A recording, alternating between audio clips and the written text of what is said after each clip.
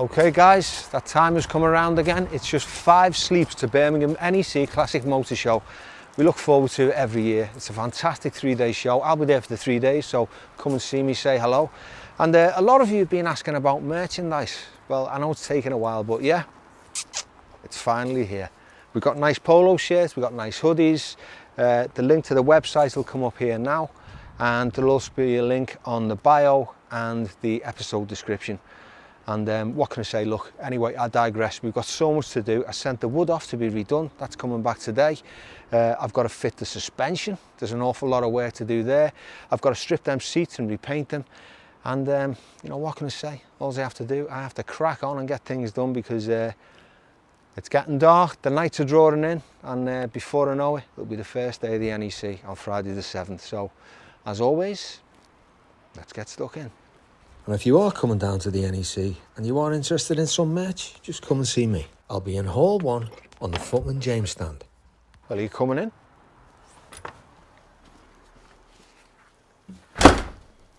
So let's kick off with the last of the dirty jobs by cleaning 60 years of grease and grime off that axle. Oof, right in the face.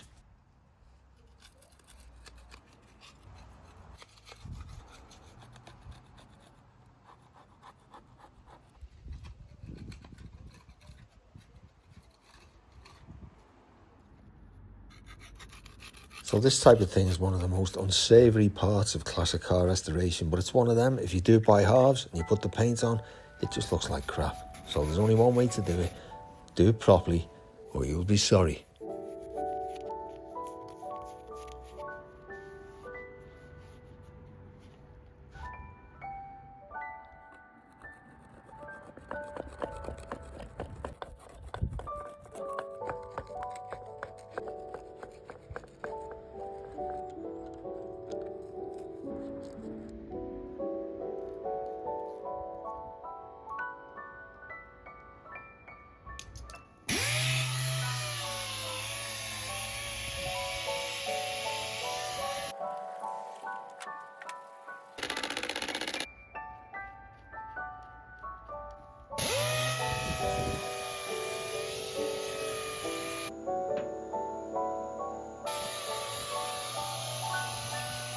A makeshift strap that somebody's welded in just to shore up that axle that was hanging down. That didn't work, because if you remember, the spring's also missing.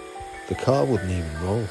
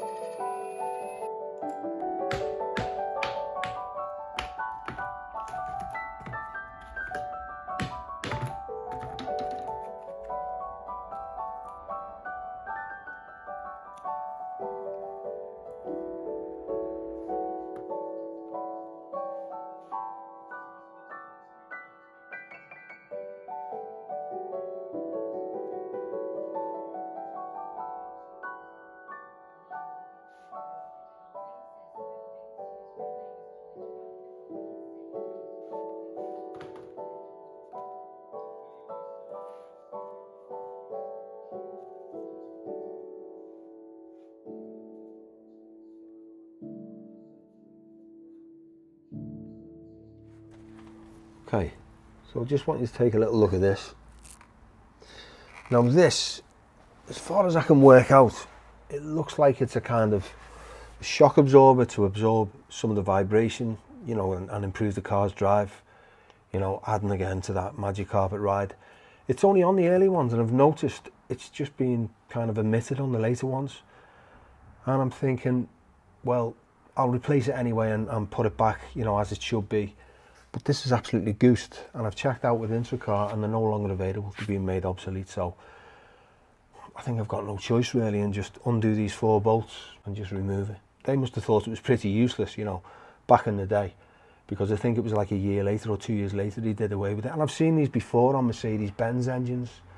engines in the engine bay to kind of soak up vibration, and they work pretty well, but obviously they thought, you know, there was enough equipment on it to do that. And yeah, so anyway, that's the decision I've made. I'm going to remove this. So, but let me know in the comments what you think, and maybe someone can explain exactly what it's for. You know, maybe I'm wrong what I'm talking about, but yeah, let's get rid of it and get this subframe in.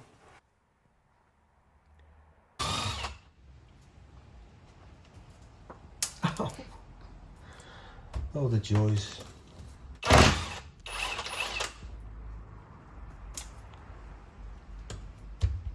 I don't know, I should be wearing goggles.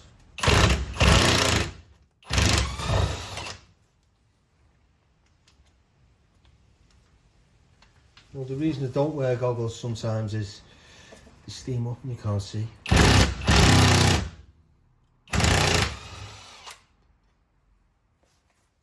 you go. Useless. And there you go. That's all it is. 4 bolts. And that's meant to be like a shock absorber, but only goes one way. Yeah, it's goosed.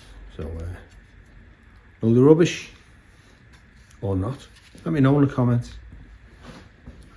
Now it's on to them hydraulic flexi hoses. If you remember, when I took the subframe off and I tested a couple of them were blocked. So even though they look brand new, I might as well just do the lot just to be safe.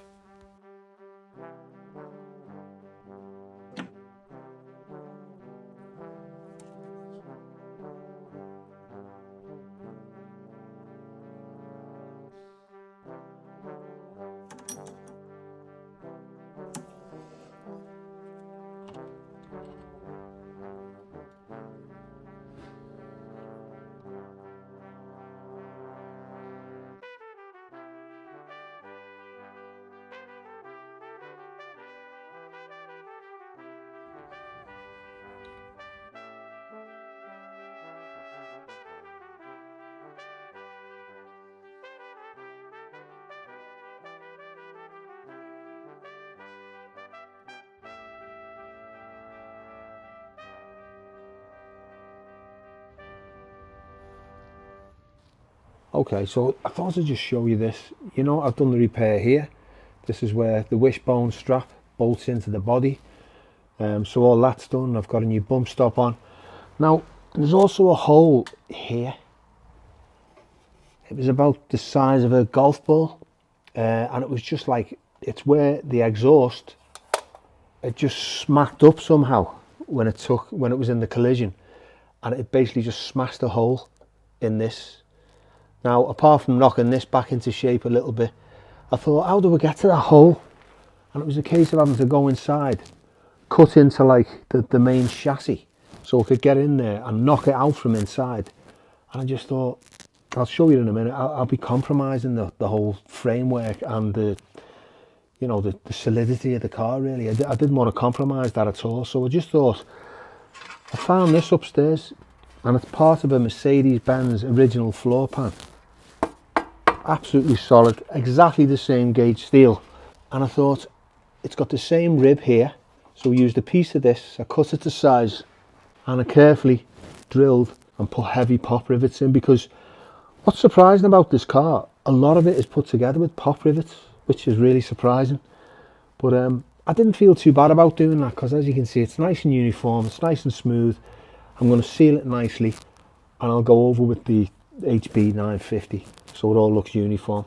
And I'm happy with that as a repair. I know it's a little bit kind of unorthodox, but I just didn't want to compromise, you know, the structure of the car really, or its integrity. So there you go, and I'm happy with that. It saved me cutting into the, I'll show you upstairs anyway. So if you come inside the car and you look here, I would have had to cut the main chassis away here, take a big piece out, just so I could get in there and beat the inside of the hole out and try and repair it and weld it from the inside as well as the outside. And I just thought, once I cut into this, I'd be compromising the whole integrity and the strength of the car really, and I just didn't want to do that. So I know it's a little bit unorthodox, but I'm happy with that for now anyway. I'm very happy with that, especially since it's the countdown to the NEC and time is very precious. Anyway, cracking on.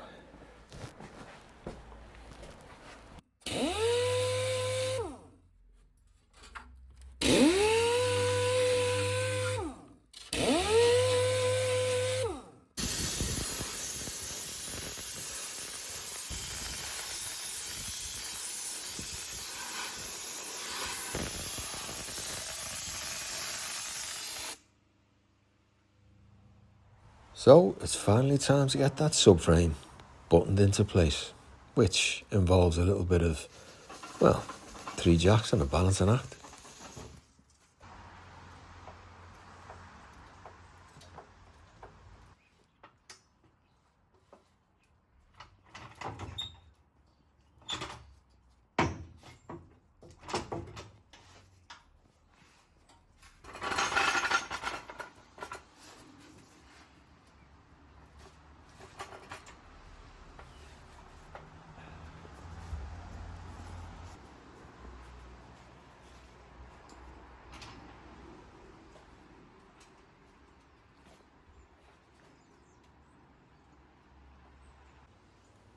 This is ridiculous. I feel like Otto Octavius in Spider-Man.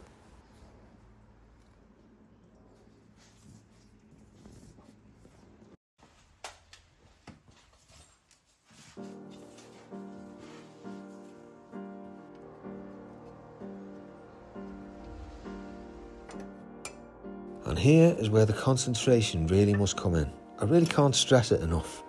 Every washer, every spacer, everything's got to go back in its rightful place.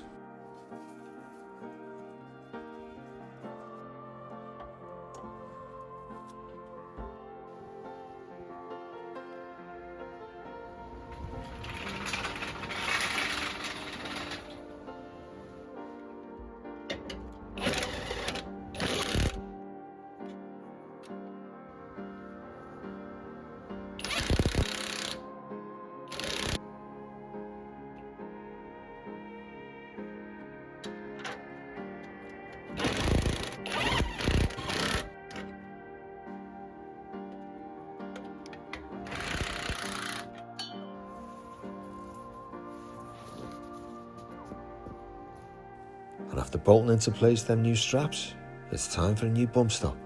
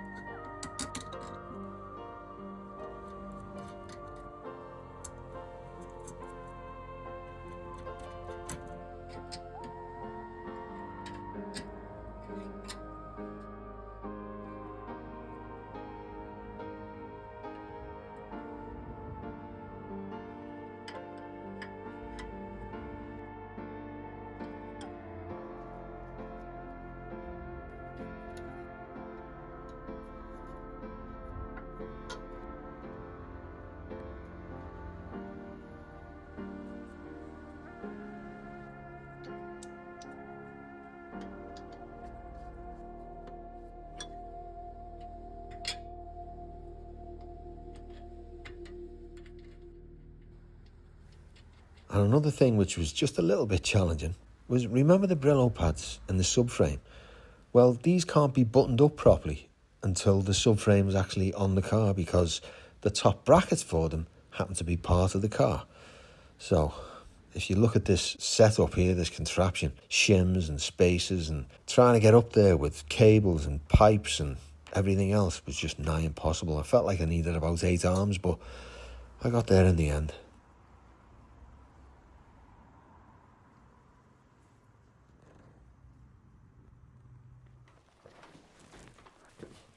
Hi, Right, Gary. Paul.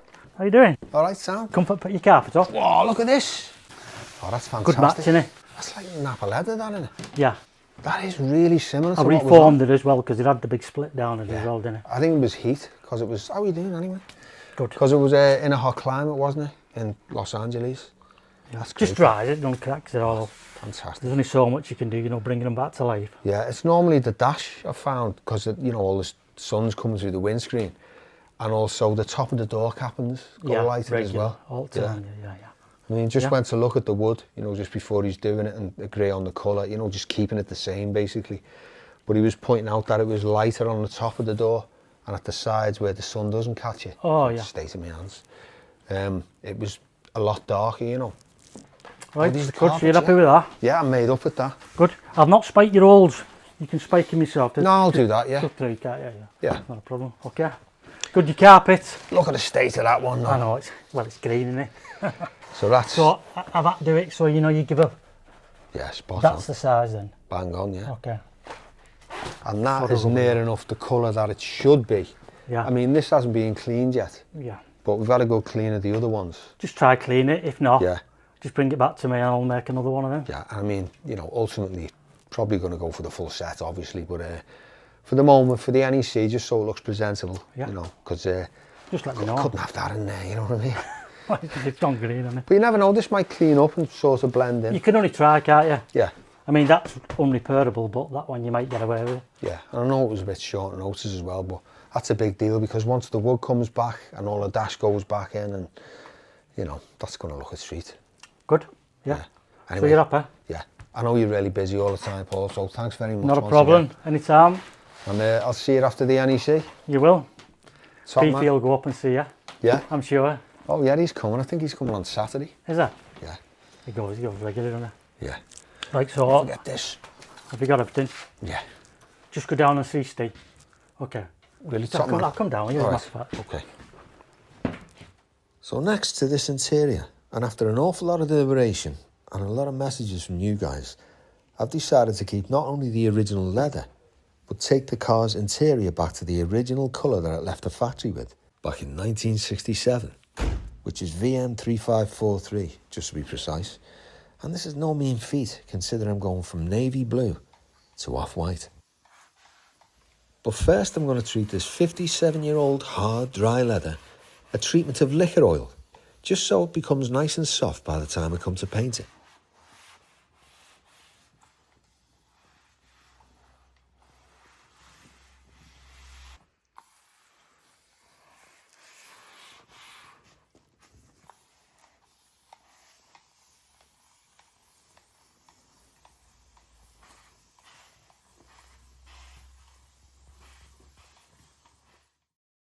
And before I fit these springs, I can't leave this the way it is. I mean, these are going to have to be tidied up. And the jobs just keep mounting up, and time's running out.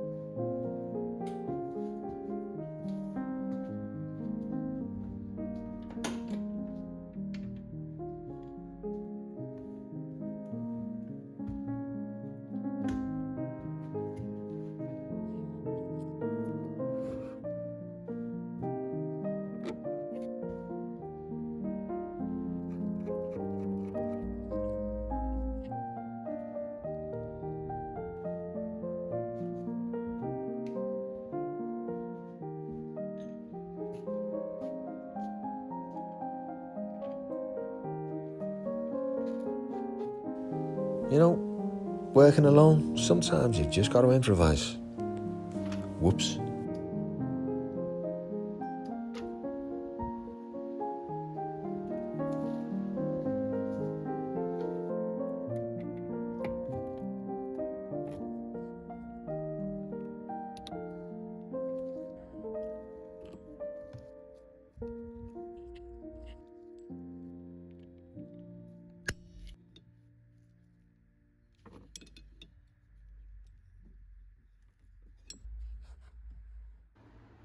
It's like Groundhog Day, this.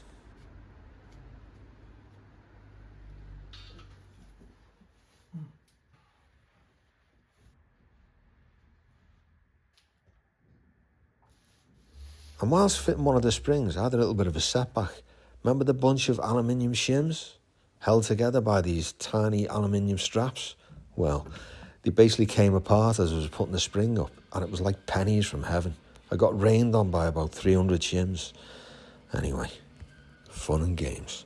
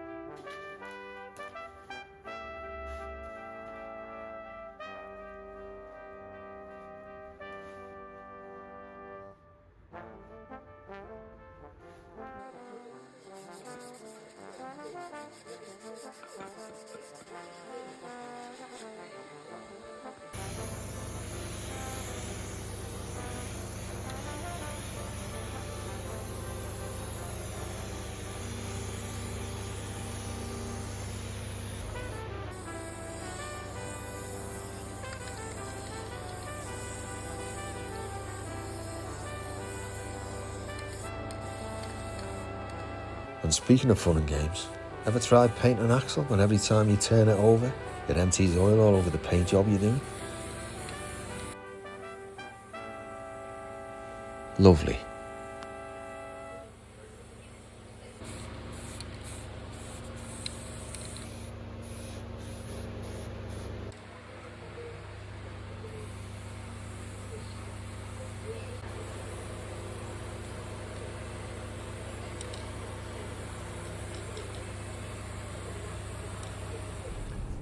Okay, I'm just off to see my mate Phil. I think you remember maybe 10 days ago now, I decided to put the wood in from the Bentley to be refinished again. It was just looking a little bit lackluster, needed a few repairs doing on it. You know, it's 50-year-old wood, so 60-year-old wood, 60-odd-year-old wood. Anyway, my mate Phil did a fantastic job, I think you remember, on the black Corniche convertible. I mean, the wood was really shot in that, and he did an incredible job. You know, re-veneering, painting it in, you know, clear coating it. Anyway, so I decided to put the Bentley wood into him about 10 days ago, and he's just given me a call and said it's finished. So really looking forward to picking it up. And he's not really a classic car restorer or wood restorer by trade. He's actually a piano restorer, and he does some incredible work. He does grand pianos, he does everything, and he works with a lot of celebrities as well. But he's one of those guys that doesn't really like to be filmed. So, you know, unfortunately, listen, maybe he'll be up for it today and he'll tell us a story or two, because he's a really nice guy. Anyway, let's crack on. Oh, look at this, Phil. Top man. Yes, yeah. Oh, this looks incredible. So, no problems? No, there is, like, so they've got the veneers up on, you know, a few of them. You don't really notice it. I mean, the veneer's missing on, like, bits as well. Wow, that looks amazing, doesn't it? These were a different colour, weren't they? I mean, this is like where that slots in somewhere. Yeah. You know, where it's That's got the to fit hinge. in, yeah. It's the hinge on the soft top, where the hinge is over. I know, I didn't know where they were going, but I can see you on your video where Yeah. they're all on the top, yeah. Yeah. And that one of these was bad as well, wasn't it? Yeah. Wow. It's beautiful, that, isn't it? Walnut. Oh, this is incredible, Phil. Thanks so much. Really appreciate it. Yeah. Anyway, as the saying goes, this isn't going to get the baby bath. So, it's back to the grind.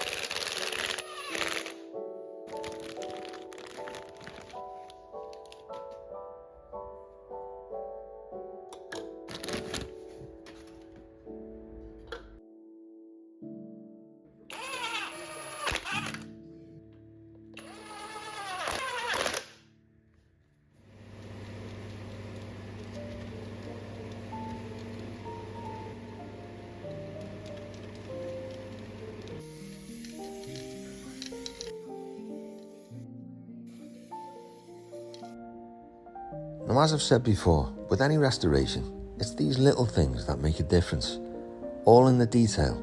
Okay, so it takes a lot of time and effort, but this is not something you want to be doing twice. So do it properly, take your time, get it back in and move on to the next job. So this car is by no means going to look concourse. It's still going to look like a smashed up piece of junk. But if I work my way through all the stuff underneath and do it properly, then I can look forward to moving up top and getting this car into some kind of shape.